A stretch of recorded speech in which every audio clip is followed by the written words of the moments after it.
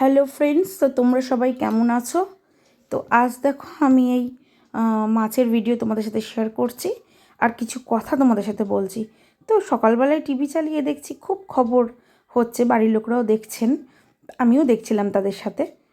তো আমি দেখলাম যেটা সবাই বলছে মমতার পদক্ষেপ, শাস্তি চাই, বিচার চাই, মমতার পদক্ষেপ। তাহলে আমি একটা কথাই বলতে চাই যে তারা কি চায়? আগে কি মমতার পদক্ষেপ চায় নাকি অভয়ার শাস্তি চায়? অভয়ার শাস্তিটা যদি আমরা চেয়ে থাকি তাহলে আমরা দিদির পদত্যাগ কেন চাইব? যদি আমরা দিদির পদত্যাগ আগে চাই তাহলে তো অভয়ার দোষীদের শাস্তি দেওয়া হবে না, সেটা তো ধামাচাপা পড়ে যাবে, তাই না?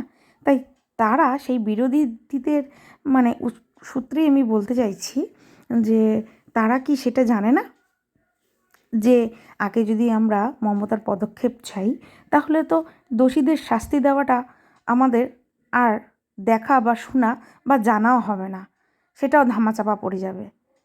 আমি জাস্ট বুঝতে পারি না যে কিছু পাগল মানুষ কেন এই জিনিসগুলো করছে আর কেনই বা এরকম অশান্তিগুলো করছে। আগে দোষীরা শাস্তি পাক, তার আমি মানছি দিদির উপরে অনেকের ক্ষোভ, অনেকের রাগ, তা বলে আগে তো আমরা শাস্তি পদক্ষেপ তার যেতে পারি না। তো যাই হোক, ক্ষমা করে দিও যদি কিছু ভুল করে থাকি বা ভুল বলে থাকি।